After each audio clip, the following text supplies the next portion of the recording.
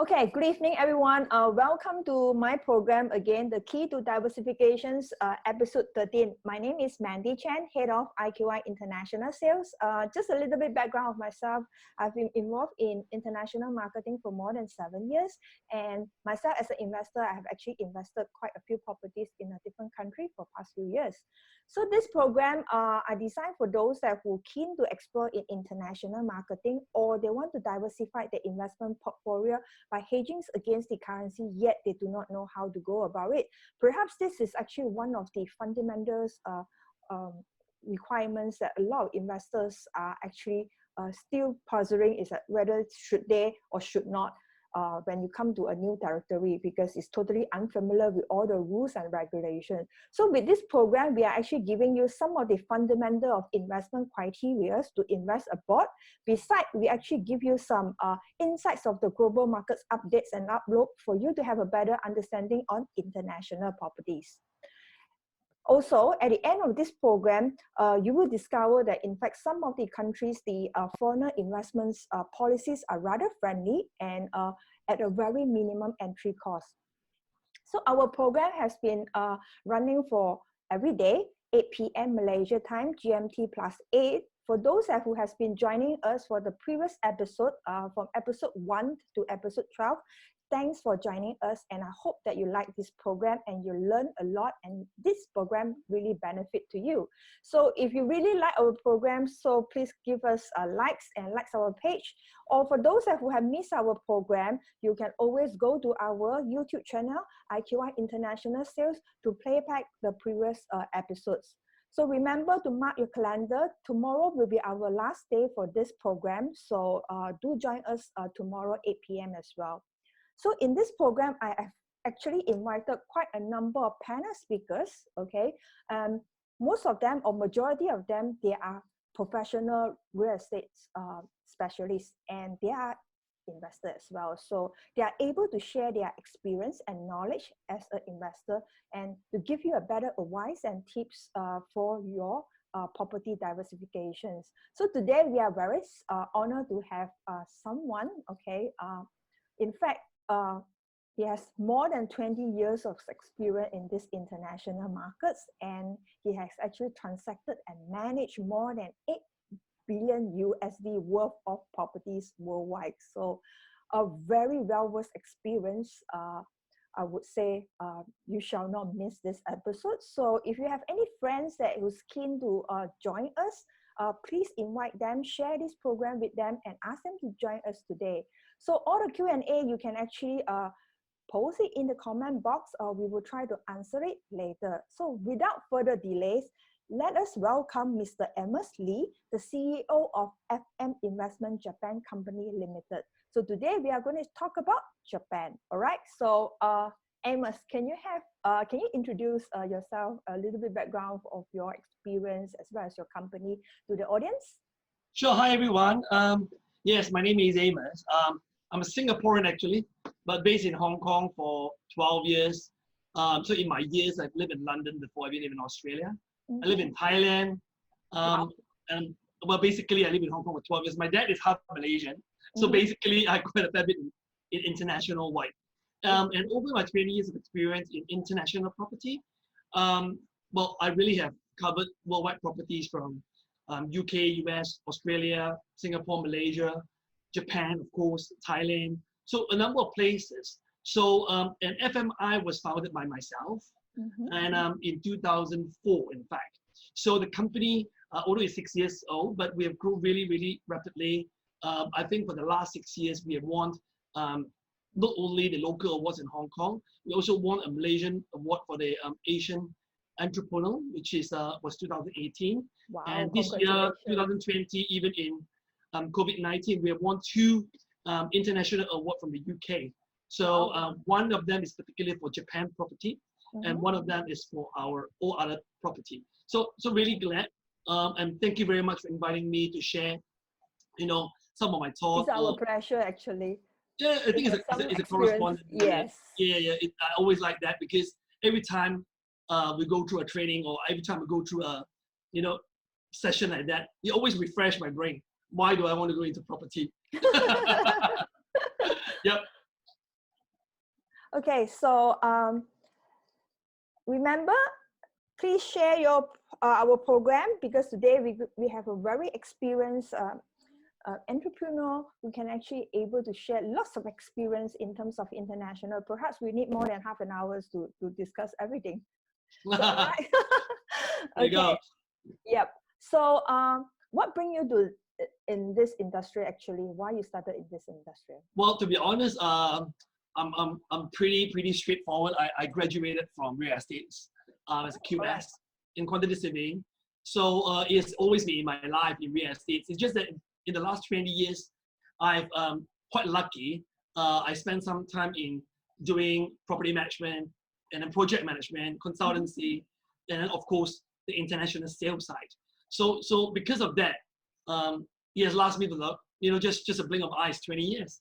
So wow. so yeah, exactly. So it is really quite exciting, because I'm sure in 20 years ago nobody really talked about international properties. Yes, that's right. In fact, in 2008 when I came to Hong Kong, there were only 3 companies in Hong Kong selling international property. I think there are now like more than 40 or 50 or even more, easily in Hong Kong itself. So I'm pretty happy that I had the chance to grow along with the international market, and seeing that people believe and seeing that more and more investors are looking into that. In fact, it's actually a huge potential when it comes to international markets. Oh, it's like I always call it, international property market is like a Walt Disney. It's like a big Disneyland. Playing local market is like a home playground, isn't it? It's like a playground at home. You always play the same thing. But international is that everywhere got a different Disneyland for me. Yes. So I really feel fun of it. Yeah. Yep. It's like, in fact, it's not the same Disneyland. It's actually different country have different Disneylands. Exactly. It's such a fun. And because property market don't always remain the same. Yep. One property go up, one property go down, right? So I feel the international market is exciting and fun, is because you can basically catch hold of the low side and then exit when it's at the peak, and then you go in again. So it's really fun. That's what I enjoy doing it.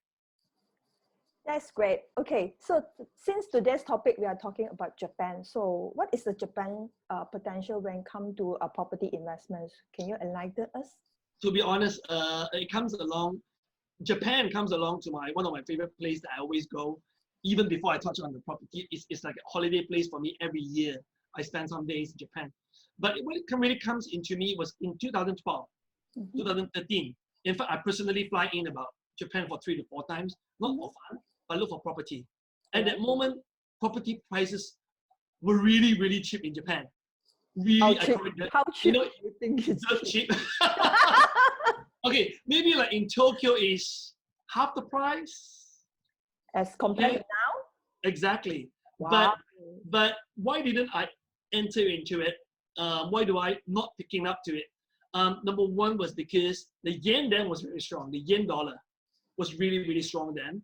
And the second part, which is very crucial to me, is there was no mortgage for overseas buyers. Yep. So given the places that if you have a very high currency, and then you're unable to hedge it with the mortgage leverage, so it doesn't really attract me 100%. But what really attracted me was that Japan, especially Tokyo and Osaka, is one of the first tier city in the world. But the property price is worse than a 3rd tier country. It's cheaper. Name me a place that is cheaper than 30 years ago. It's only Japan. And it's Tokyo. I look at the quality of the house, and it's cheaper than a 3rd tier city. So to me, it's no brainer to buy, but when to buy.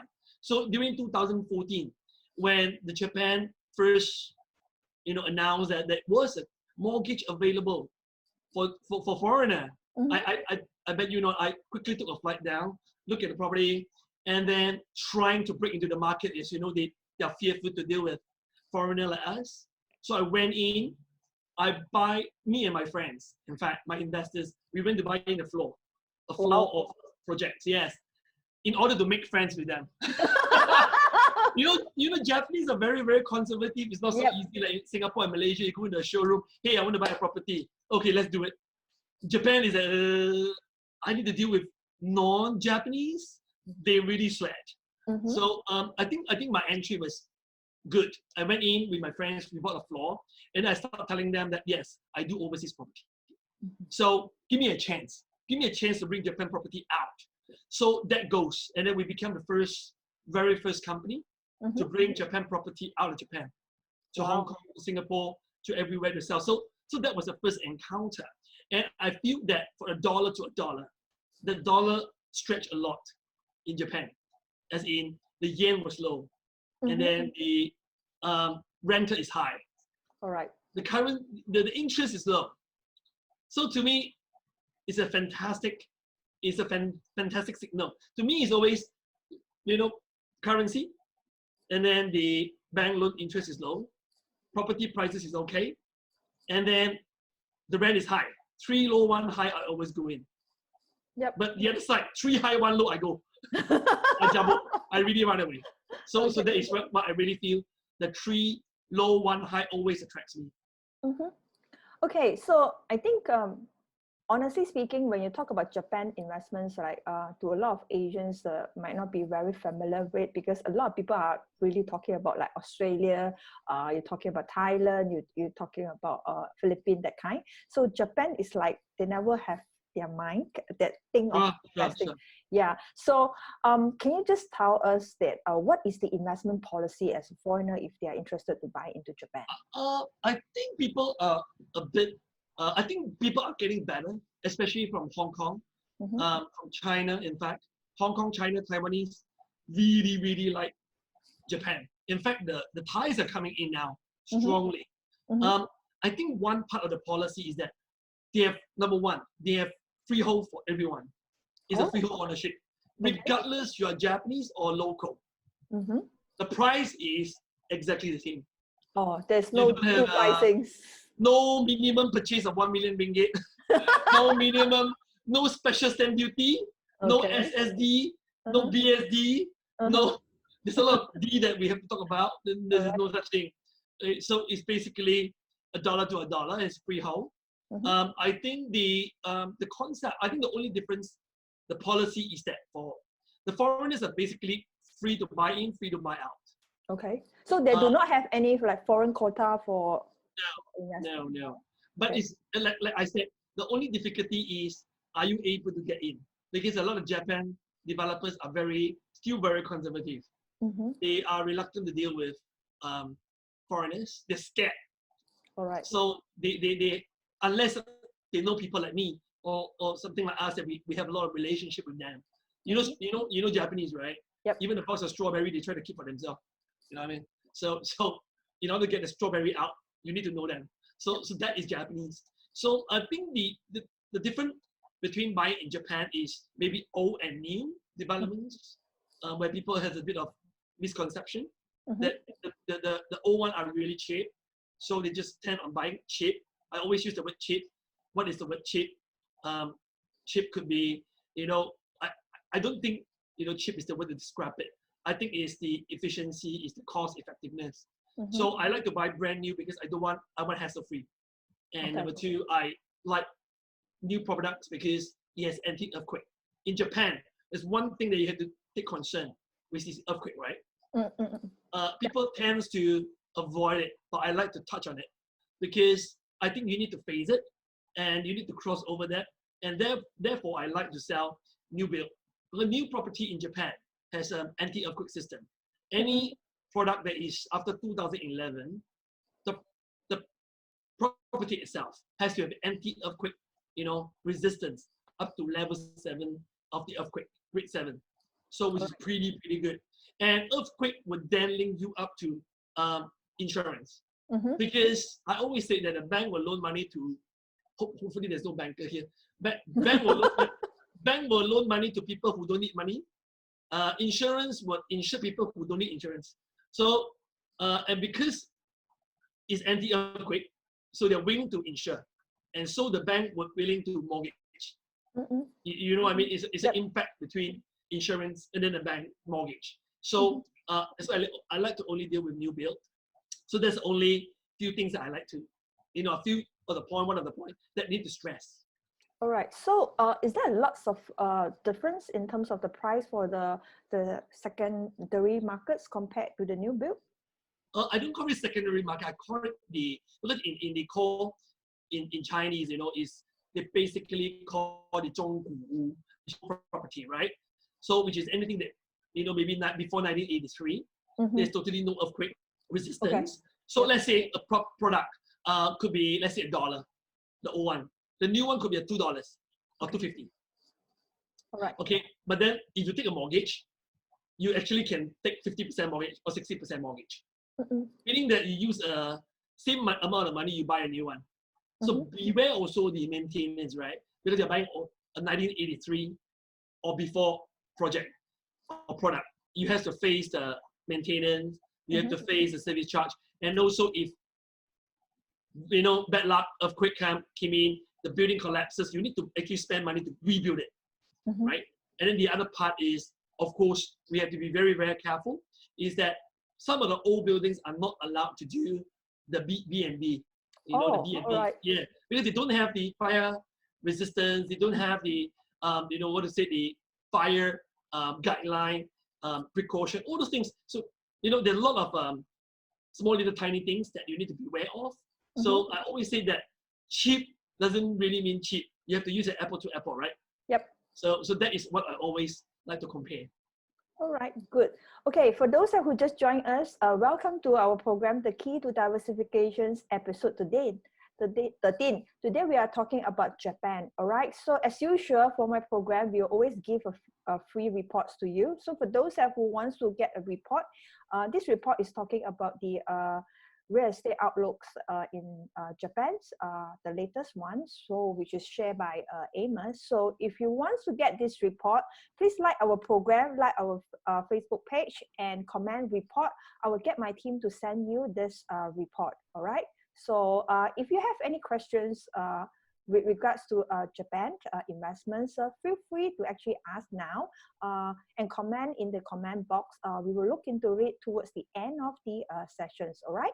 So remember, if you have any questions, feel free to ask them. All right.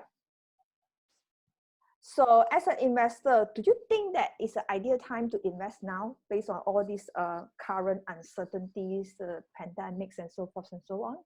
In fact, to be honest, personally, I just bought two property 2 weeks ago right in Osaka. The reason I think is, to be honest, I always think that crises come opportunities, right? Yep. But we all know about crisis come opportunities, but did we really grab it? Do you have the guts to grab it? Yep. It is That's the very point important. Yes. Exactly. I mean, there's no point saying that, crisis come opportunity, but did you act on it? So I act on it very quickly because number one, I think crisis come opportunity, and the opportunity comes in two things: the opportunity to enter the market and the opportunity to get good deals. So number one is that I went in because there was two project, or rather say two property that I couldn't get in good times. Before the COVID-19, right? I was trying to buy something in Shinsaibashi, really tough for me in Osaka. Everybody wanted a piece of Shinsaibashi. So 2 weeks ago, I realized there was two mainland China who bought Shinsaibashi. In the end, couldn't complete it because they couldn't get out of the country. Okay. They couldn't fulfill the mortgage and things like that. So, and then they're willing to sort of say, forfeit the deposit and move on. So I said, well, I like to take it on because I love that too. And I've been always eyeing for it. It was so long time ago. So I went in straight and then done up the mortgage. I feel number two is, I feel that, even in COVID-19 or during crisis, look at the stock market, right? Look at the stock market. How much has it plunged? 20%, 15%, a lot of percent, or 5% a day even. But would the property price drop 5% a day? I don't think so. So in terms of that, I feel people still need a home, people still need a place to stay in. Yep. So, and also I feel Japan has a lot of interesting story. So, in fact, when I went in 2013, 14, they hasn't even announced the Olympic. They hasn't even announced the Expo, the World Expo. So I was being very lucky that day after I got the Olympics in Tokyo, and then Osaka 2025, I have the World Expo coming in, and even the casino, right? 2024 in Osaka. Yes. So I feel this crisis, to be honest, nobody knows when COVID-19 is going to end, Yep. but it's going to end someday. Yep. But after that someday, look at all the worldwide. What stories do we have? We have a question mark. But Japan has a Olympic torch in 2021, even though they postponed for 1 year. But the Olympic is going to carry on, right? Yep. And then the World Expo is on 2025. You still have 5 years game to play. And then you have casino in 2024. So for me is that I still got a market there's a 1 year, 4 year, 5 year storyline down the road. Out of the tunnel, out of the COVID-19, after that tunnel, there's a ray of light. Yeah, and there's so much room for appreciations as well based on all these potentials that are happening soon. Exactly. So I feel it's a good time to go in since nobody can go in. That was fine. I feel the opportunity, and what I like really is the yen, the yen currency. During bad times, we all know yen will do what? Yen will always go up, will always appreciate. And then during the good economy, right, we can ride on the capital gain of the property. During bad times, yen go up. During good times, the capital growth, rental yield, etc. So there is a for me, it becomes when the economy is good, I can push forward. Yep. But when the economy is down, I have something that I always can rely on, which is my yen. Yep. So even I buy something now, let's say in 5 years down the road, I sell at the same price. But my yen appreciation is 20%. The 20% yen gain is tax-free. Yep. So that's why I really like Japan. I can move forward. I can do as a safeguard. So that's why I think Japan is so exciting for me. All right. So what is the minimum deposits that normally that investor needs to pay? To be honest, there's a lot of plan in Japan that selling around the market. I personally would not take on any project that collect more than 30% deposit before the completion. There's a reason for it. I feel 30% is the max myself will pay, or I will ask investor to pay. The reason is because the land itself, the plot of land itself, worth more than 30%, right, of the price. So if developer, so to say, we are worried that they might go bankruptcy or whatever, they won't do it because of 30% of the money. But if deposit is collecting 70% or 50% or 80%, would the developer make so much money even they build the land, even they build the project? So they might have a very high chances of default. So that was why I always said at 30%.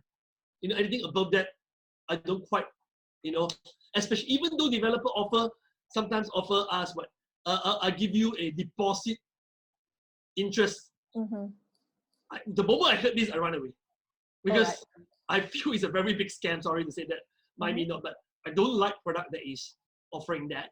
So 30% deposit maximum before you collect the flat. But if you are doing a mortgage, then you can basically take up to 50 to 60% mortgage. All right. So normally, how long the constructions will take? About 1 to 2 years? Yeah, you're quite right, because Japan are not like Singapore, Malaysia, Hong Kong. They don't have mega project like 1,000 units. They only got boutique developments like 20 to about 60, 70, 80 units. So basically, typically a project completion is between 12 months to maximum 18, 24 months. Oh, right. So pretty short cycle. All right. So what is the minimum entries level you are talking about?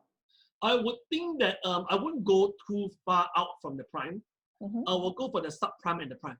So for subprime, I think roughly you are talking about 28 to 30 million yen, which is working out to be roughly about 2 million Hong Kong dollars, which is about 1 million ringgit. All right. Roughly about 1 million ringgit. You will get a very decent product, very near the train station. You can do the B&B. Each of the unit more than 280 square feet to 300 over square feet. Very decent size with a balcony. You can do a B&B rental, maybe like 5% net rental yield. It's net rental yield after your expenses. So those are kind of entry level. But if you go into the prime, it will be slightly above 1.5 million ringgit or 1.8 million ringgit. I think that will be roughly the kind of price.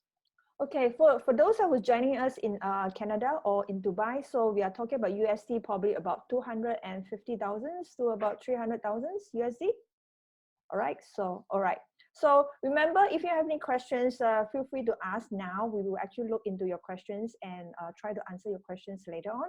And for those who just joined in, thanks for joining our program. So today we are talking about Japan. So and as usual, we are giving up the report. So for those who wanted to get these updates, market updates on Japan, please comment, report, like our page, like our program. I will get my team to contact you and we'll send you the report. All right. All right. So what about the investment hotspot? So since you have invested quite a few, I believe. I really do have a few. So I guess you should be the right person to advise is like, where is the investment hotspot? I mean, Japan is so wide. I mean, they are talking about Tokyo, they're talking about Osaka, some even mentions about Hokkaido as well. So where is the best place? To be honest, I at the moment, I'm really focusing on two. One is Tokyo, one is Osaka. Why? Tokyo, because I've invested long time, 4 or 5 years ago, before the Olympic 2020. So I think Tokyo is always going to be one of the hot spots for tourism, right? Yep. So even without Olympic, Japan has about 33 million visitors every year without Olympic. So with Olympic, it's about 40 million odd. So I think Tokyo will always be the hot spot for ladies like yourself who like shopping, who like flashy stuff, good Japanese food.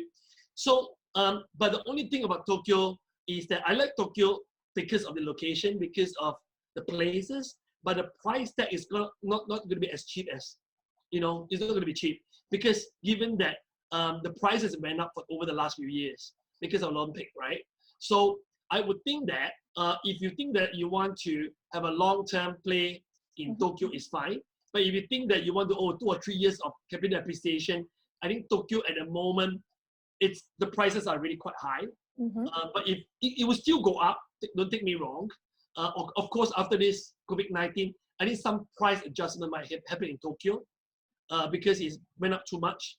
So it will dip down a little bit, but I think it will go up very quickly after the Olympic again. So, but what I really like is Osaka, in fact.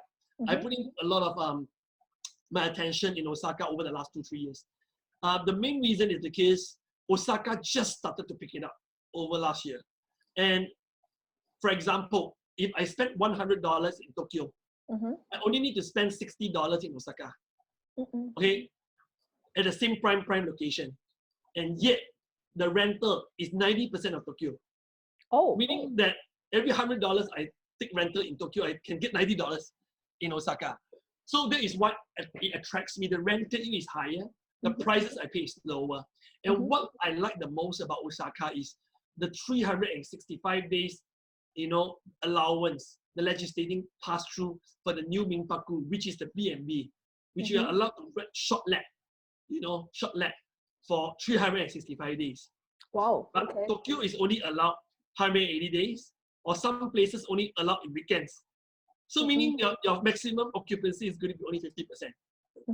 But in Osaka, it can run as 365 days, meaning that you will be able to run as a hotel. All right. You are a resident, you are home, but you're allowed to rent as a hotel. So therefore, I think because of that, the rental yield is going to be really much more higher, attractive. So for example, as I told you earlier on, the gross rental yield could be 7-8%. The net rental yield could be minimum up to minimum like 5% net. So that was why I like to see Osaka. Price is cheap, rental is high, and yet I feel the next few years, as I said, last year 2019, they have the G20 meeting, right in Osaka. So 2024 they are targeting to have the casino license. Casino to be built. What we call the integrated resort. Okay, in Osaka. And 2025, we have the World Expo. So meaning that Osaka will have a consecutive of 5 years story to tell, which is, if you missed Tokyo 5 years ago, now you have another one. Yes. Exactly. and casino is going to be more long-lasting, isn't it? The Olympic game. I'm sure Malaysia benefit a lot from Genting. Singapore benefited a lot from the casino as well. So Osaka itself is already a booming place, plus the casino, plus the the World Expo. I think it's going to be a very, very explosive price increase in that area. But just beware, not all property is able to offer you the B&B because they have to have a few regulations. You need to make sure it fulfills the regulations before they will let you have the new Minpaku license, which is the B&B license. So how do we, as an investor, we know that whether this project is qualified under a B&B license? A few easy guidelines. Number one, the unit sizes got to be more than 25 square meter. Oh, all right. Okay, this is minimum size. Number two, ask the agent whether this project will give you an individual license or registered B&B license after you collect the flat. Number three, would the building would have those fire, what do you call that, fire safety precaution design, sprinkle, all those things. And number four, the most important, in the Management Strata Act, which is in the management law, does it allow the owner to do a short let? All right. So if you pass this four, then you are very much safe. And number fifth, make sure the land is on the commercial land. Oh, why? Because in Japan, commercial land is the biggest title, as in commercial land is the most flexible. Commercial land, you can build office, you can build hotel, you can build residence, you can build restaurants, retail.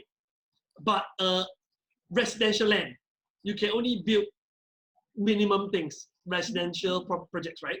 So what we like always to do is, we like to find a commercial land, but we build a residential on top to do a B&B. So in time to come, even if the law changes, let's say the law changed, they don't allow B&B anymore, I can switch this to a hotel. Oh, all right. So I want to provide extra precautions, extra safety for our, buyers. Therefore, even though sometimes people say, why is it slightly more pricier than whatever normal residence? I say because the commercial land value is different, the value of the land is different, the flexibility of able to change to a hotel and commercial and everything will allow you to, in future, when the developer want to en block your whole block. Yep. There's a lot more flexibility attached to it. Compared to the residential. Exactly. So therefore, your property value is going to be much more sustainable and much more able to uphold. Wow. Okay. We learn a lot. Don't you agree? I mean, I learned a lot as well. So for those who like our program, okay, who still enjoying watching our program, please give us lots of likes. All right. So then we will actually carry on with that. All right. So that's very good. Okay. A lot of investors will always say this. I mean, perhaps you are the best person to actually advise them. Okay. A lot of people will say, oh, market is uncertain, okay, because of the crisis and all this. Let's wait and see. The price will go down further. I will. So I guess this is quite common. So how do you counter this? Well, I always say, give me a crystal ball, isn't it? Okay. The other part, I always see that investors are very, we are very interesting. Why?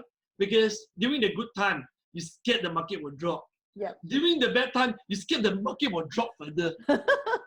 Then during the good time, you see the price too high, you don't want to buy. Yep. Then during the crisis, when the price is slightly more flexible now, you think you will drop down first. But I mean, you and I, we are not, really the billionaire or Li Ka-shing or whoever. Even though they cannot focus on that, I always think that if you can able to afford, you are not using your life, your whole, your what I call the coffin money, to go and mortgage it out, right?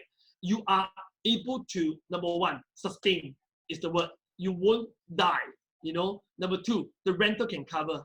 And number three, I cannot promise that you don't buy at the lowest. But what I think that we are not buying at the highest, we really can be. Nobody can say we can earn the maximum. So do I. I always earn between the 70%, which means that I always go in, not the lower side or not the, at the bottom. When the V came out, I buy that. When I exit, I also don't exit at the most. Because who tell you can exit the furthest, the fastest? What makes you think that we are smart enough to exit that? I think once I do my measurement, I can measure my risk. And especially if I got mortgage, I will go in. Because bank is actually very careful in measuring all those risk management, isn't it? So if I do mortgage, basically half of my risks are gone. Yep, right? That's right. It's transferred to the bank. So I'm not that worried. And then if my rental is reasonable enough for me to cover my expenses or to cover my month-to-month mortgage, then I think I'm good with it. In fact, we saw a lot of Malaysians are buying into Japan or even overseas because ringgit, so to say, not looking, it's pretty, it's been quite fluctuating. So people wants to make sure that what I spend a ringgit today can make the ringgit back in future stronger. So if I cash up my yen when it's stronger, my $1 ringgit today become 120 or 150. So I think that is a part that we always got to bear with it. Nobody can buy the lowest, but just ask yourself, is the property everything you do good enough? And can you afford? Is it going to cost you life and death or worry every night not to sleep? Then don't buy. I always tell people that if you buy a property that you even cannot sleep, your blood pressure go up, then don't buy. But you buy a property, you feel fine. I'm happy. I'm happy. It's decent. I done enough homework. Go for it. Go for it. That's why I bought in 2 weeks ago, right? So I'm ready for it.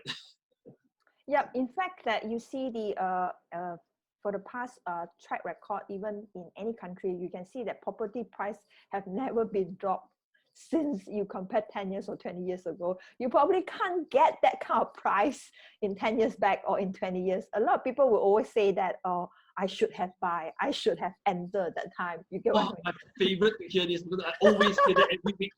And people, one thing you make a very, very strong point. Why are prices always going up? Is it really property prices are going up? Let's put aside the appreciation. Just talk about raw material. Let's just talk about a few things. Land prices have to go up every year, right? The reason is because if the land I buy is, let's say $100 today, tomorrow my neighbor will sell 110. Then the 120, 130, 140, 150 came in, right? Yep. Everybody don't want to sell in the lower. Number two, the raw material. Raw material keep going up. Yep. Our salary for staff always go up. Workers go up. So inflation itself appreciate about 4 to 5% a year. And you expect the property prices to be, let's say the property prices today to be below the SARS. I think if the property prices now is below the SARS, I don't think I dare to buy. Because it's going to be end of the world anyway. You know what I mean? So why do you even bother to invest? So I just think that if we measure our own investment, the funds that we're going to put in, as a measurable risk, nothing is risk-free, right? Or we always say high risk, high return, no risk, no return. I think measurable risk is the word. We don't take things that are too far away the risk. Like we don't pay 50% deposit, 100% deposit. We don't buy things without mortgage. But measurable risk, then you have a decent, capital gain or decent gain. That is a perfect word already for me. All right. So just now you did mention about there is a mortgage solutions available if you were to invest in Japan. So in fact, what is the criteria they're looking at? And is this bank local banks and they lend it to foreigner as well? Yeah. The good things about it is that there are banks who offer mortgage, and we deal a lot with the Japan bank. I mean, it's a foreign bank in Japan. So we deal with them, and this is like the number 20 or 30 projects that we dealt with them.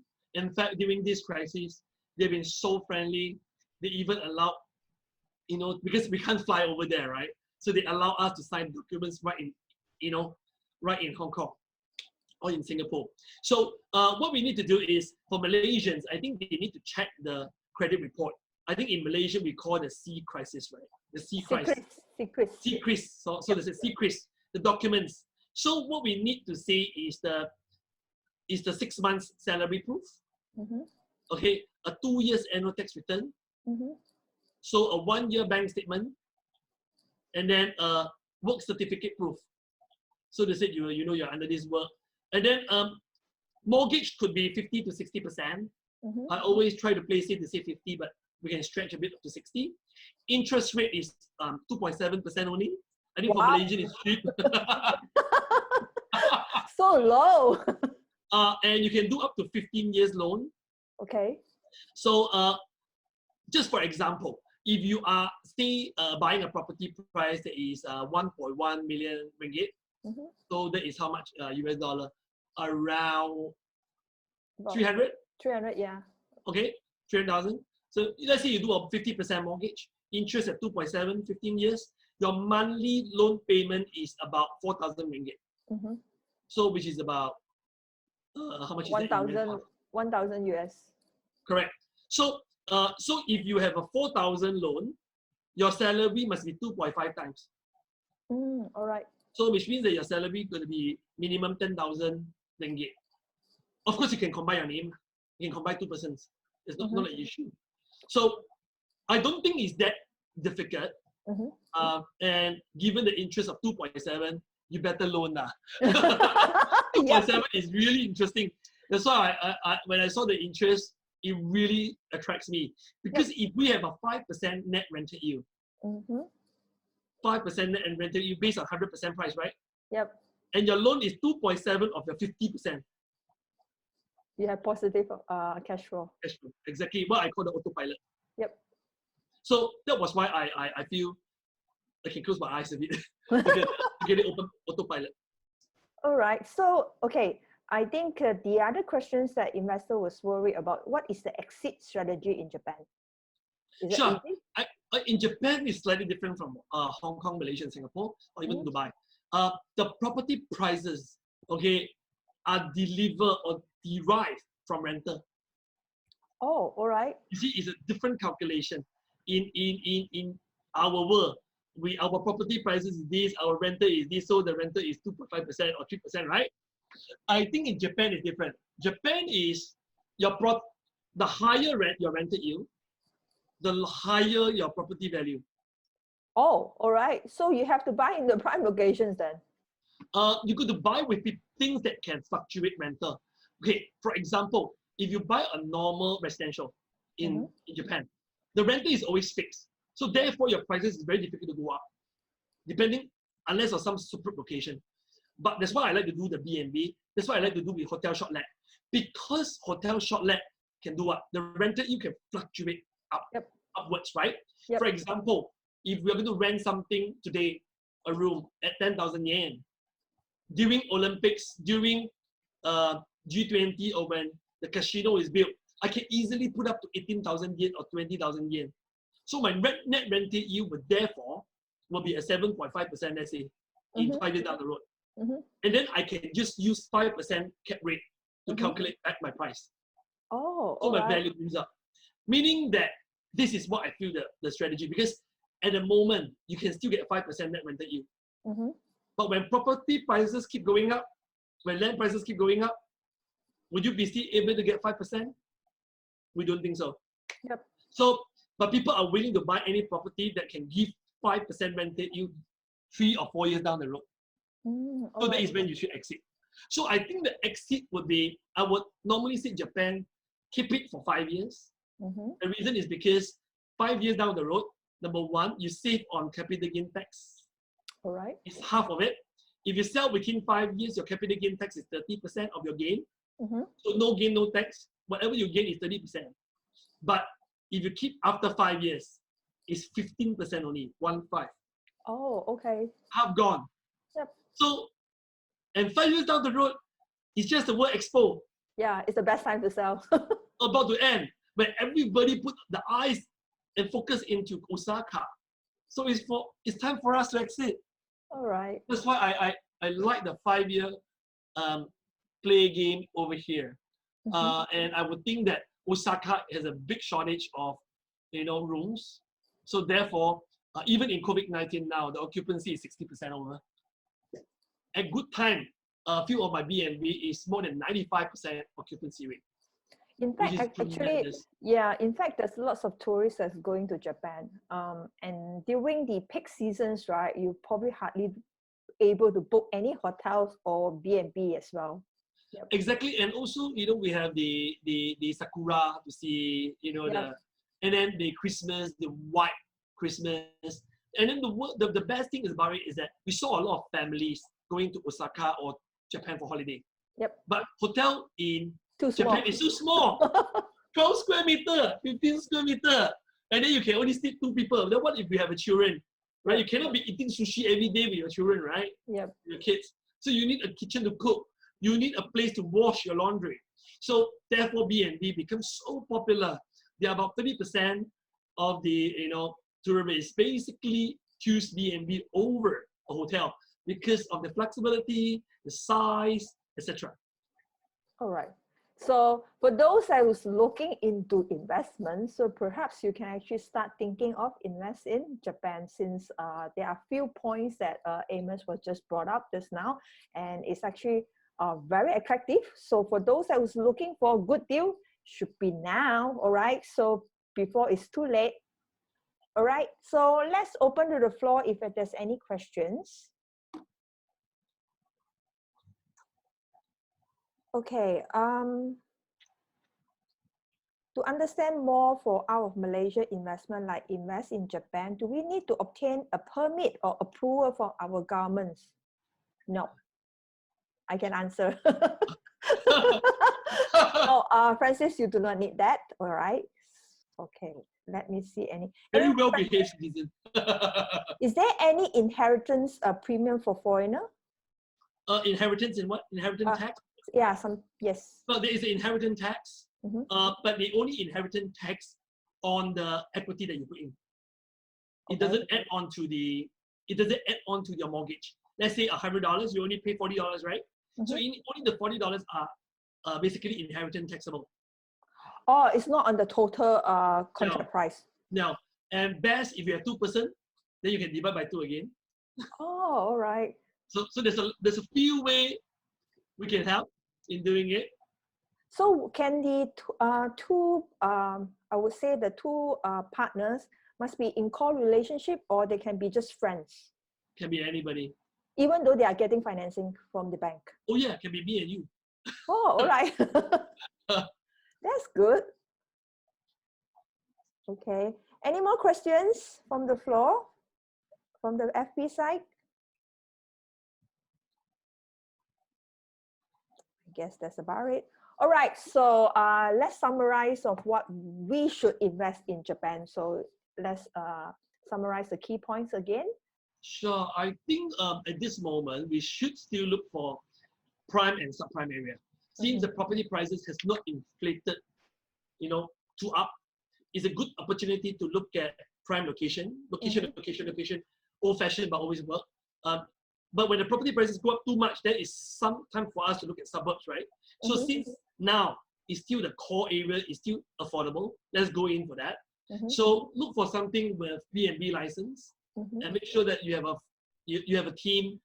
The person or the company is able to run for you an end-to-end service, apply for you the mortgage, help you to rent it out, help you to buy furnishing, help you to exit. I think that's really important. And then I think go into property now to look at the yen, of course. Don't buy more than 30, don't put in more than 30% deposit for a new build. Buy a new build that is with earthquake resistance 7 minimum. And then beware of looking at the units that are smaller than 25 square meter, because it cannot be created as a B&B, and hence your limitation of changing it or your rental yield to go up is limited. So I think Osaka to me at the moment is the hotspot. We will be looking at other area, but I think not now, given that at a crisis moment, buy in the top 2 locations, Tokyo, Osaka. Tokyo will be good for people who like to collect, people who like to have a piece of it. Is the address that you want, and you want a stable rental, normal rental, go to Tokyo. But Osaka is what I think that very good, very suitable for new investors who wants to put in not such a big sum of money, but with very, very stable, very, very upside, kind of return. That is what I think my advice for investors. Okay, fantastic. Okay, so I think we have last questions. What is the inheritance tax rate? 40%. 40%. Right. Okay, another one more. Do you need to buy your own housing insurance as Japan have natural disaster, and what is the price? Well, the property prices itself, basically, the whole building itself is covered with the insurance, as in your service charge. The service charge already, your maintenance fee already included. Inclusive. Oh. Correct. They do not need to buy a separate insurance for that. Oh, and that's why I say if you buy a property that is after 2011, built after 2011, the earthquake resistant number 7 will allow you to buy a cheaper insurance. All right. But if you buy something earlier, then your coverage may not be that much, and your premium will be a lot higher.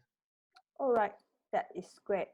So thank you very much for your fabulous sharings, the insights of Japan potential. In fact, I learned a lot today from you. So I'm sure the audience also learned a lot. So thank you very much for your times and your sharing. All right. So for those that's looking for the Japan properties, you can always talk to us. Okay, we can actually get Amous to introduce some of the potentials projects to you all. All right. So remember to log in tomorrow. Tomorrow will be our last day of the program. We will talk about the Portugal visa. So for those who are interested to know about Portugal, you can log in tomorrow. So tomorrow will be our last day of the program. So for those who just joined in and missed the beginning part, you can always go to our YouTube, IQI International Sales, to look at the recordings later on. All right. So thank you very much, and I hope all the best to you. And we hope we have a future collaboration soon. Thanks, Mandy. Yes, thanks a lot. Okay, take care, stay safe, and stay safe, stay healthy. Yeah, bye bye. Bye bye.